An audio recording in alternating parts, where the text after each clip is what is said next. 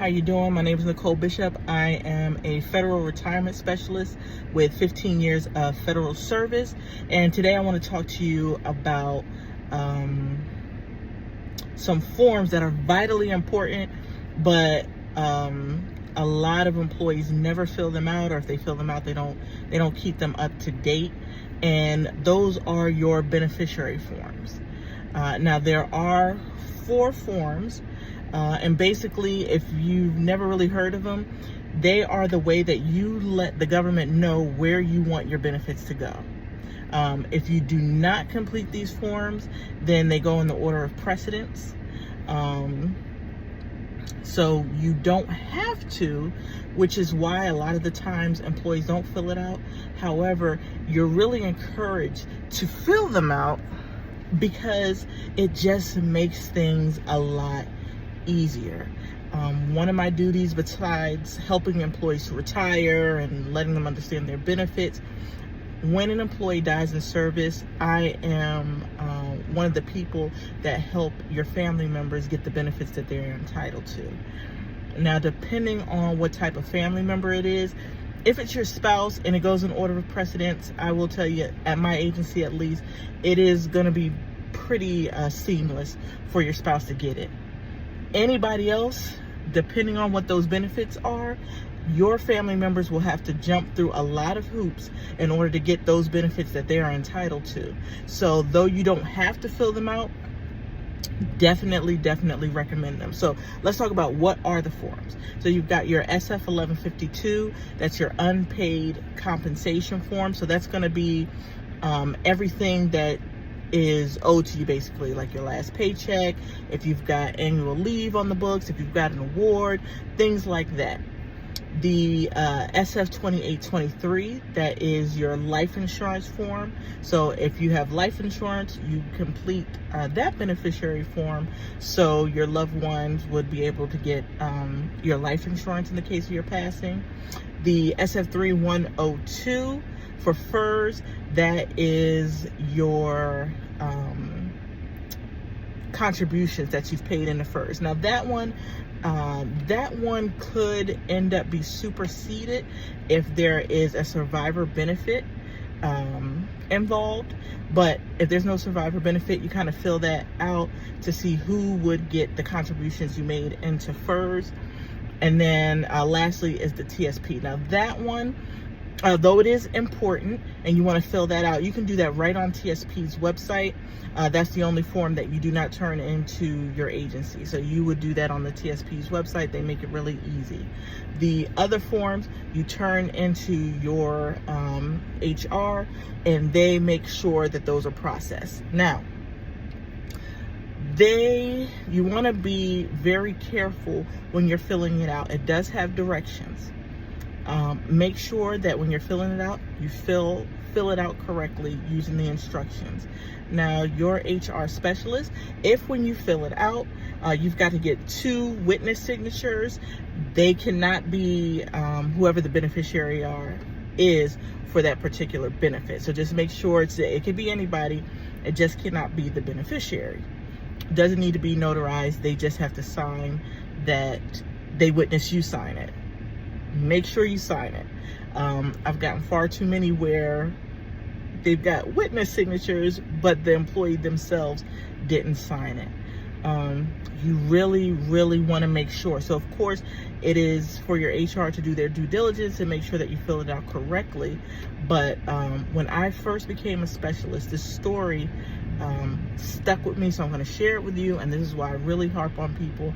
And I want to make sure that they get these forms done and they make sure they keep them up to date when they do them. So anyway, I was in class to learn how to be a specialist. And when you're in these classes, you're with people from all different agencies and varying levels of their career. So this gentleman, thankfully, I don't remember what agency he was with, but he got up, he explained that an employee passed in service, so they did what HR is supposed to do. They went to get their beneficiary forms. When they got the beneficiary form, the employee hadn't signed it. What does that mean? That means that that form was invalid. They couldn't use it. So they had to go to the form that was previously filed, which was valid. What was the problem there? This gentleman was remarried. So the forms that he had updated had his current spouse on it that they couldn't use. They had to use the forms that had his ex-spouse on it. And it really just, for me, hit home how important this form is. When I tell you these forms are scrutinized, so you want to make sure that, of course, you do your due diligence, do your part. And if HR, when you send it to them, they bounce it back.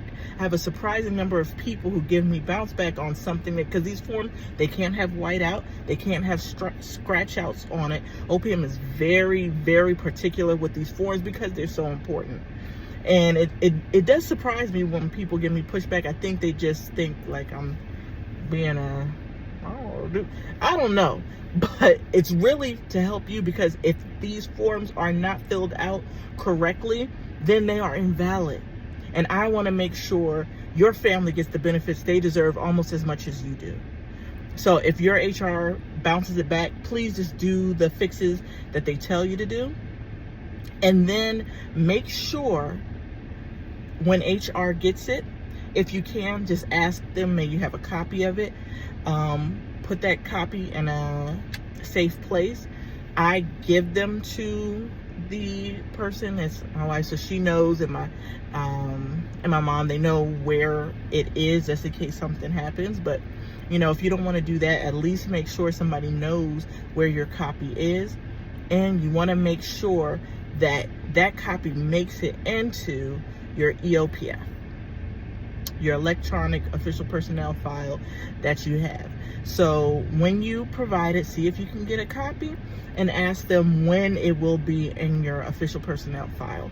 And then you need to do your due diligence. And when if they say it'll take about 2 weeks, at about the 2-week mark, check. If it is not in there, let them know, because if it's not in your official personnel file, it's as good as it never happening. So these are my tips. They're so important, and they're not treated that way. So I just want to make sure, if the unfortunate case happened and you were to pass, I want to make sure that your loved ones are covered. And hopefully this is not something that happens in service. Hopefully this happens long after you've retired. You pass peacefully after over 100 years of a beautiful life. Those beneficiary forms that you filled out at your agency will still be valid. They go with OPM, so they'll still know. So that means keep them up to date. If a beneficiary, if their address changes, or you can add a contingent beneficiary. Contingent just simply means that if when you pass, your primary is no longer living, then that money will go to your contingent instead of going by the order of precedence. For me, just keep them up to date. So if your primary beneficiary dies, you definitely want to make sure you update that to the new one. So that's what I have for you guys today. I hope you have a great day. This is kind of a heavy one, but it's important. So please make sure you get those beneficiary forms filled out. If you have any questions, feel free to drop me a line. Hit me on LinkedIn. My name is Nicole Bishop, Nicole with an H. And you guys have a great day.